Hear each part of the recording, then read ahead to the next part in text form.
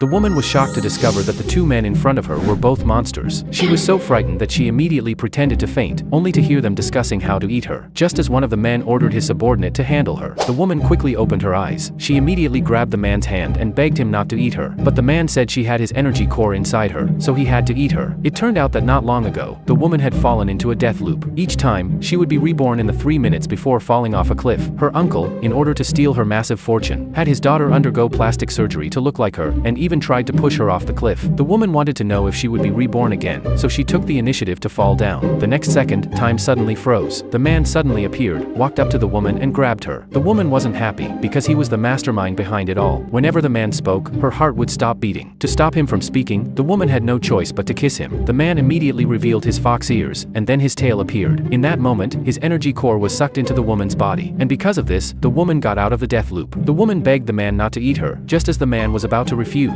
His subordinate suddenly persuaded him not to act impulsively. It turned out that the subordinate had found out that if the woman died, the man would lose half of his magical power. The man could only have his subordinate prepare a room for the woman first, and after finding a solution, deal with her. From then on, the woman was forced to live in the man's house. To escape, the woman began to think about what foxes liked. At that moment, she remembered that canines had poor tolerance for alcohol, so she decided to get the man drunk and then escape. After drinking, she intentionally got close to the man. When the man smelled the alcohol on her, he immediately backed away. The woman didn't hesitate to kiss him, intending to get him drunk with the alcohol in her mouth. The man's hair instantly turned white, and he transformed into a half-beast form. Seeing this, the woman tried to escape but was caught by the man. He threw her onto the sofa. Just as the woman thought he was going to eat her, the man bit her neck, and after drinking her blood, he gradually returned to normal. The woman then realized that he only wanted her blood. The man said he wouldn't take her blood for free and could fulfill one of her wishes. The woman was very happy to hear that and begged the man to let her go out the next day. Because her cousin would hold a banquet the next day and announce that she would give all her property to her uncle, the man agreed and sent a subordinate to accompany her. The next day, just as the cousin was about to announce the transfer of the fortune, the woman walked in with the man's subordinate. The guests were puzzled when they saw the two of them looked exactly the same. The cousin ordered the bodyguards to kick the woman out, but the man's subordinate used magic to repel them. Faced with the guests' discussions, the cousin thought the woman had no proof to show that she was the fake one, so she shouted loudly, "If I am an imposter, then may I be struck by lightning." The woman immediately told the subordinate to strike her with lightning using magic, but the subordinate had never learned that spell. Seeing that the woman couldn't do anything to her, the cousin smugly said that the woman was the imposter. Meanwhile, the man was watching the woman's situation through a magic mirror. Seeing how smug the cousin was, he snapped his fingers. The next second, the woman's cousin was struck by lightning.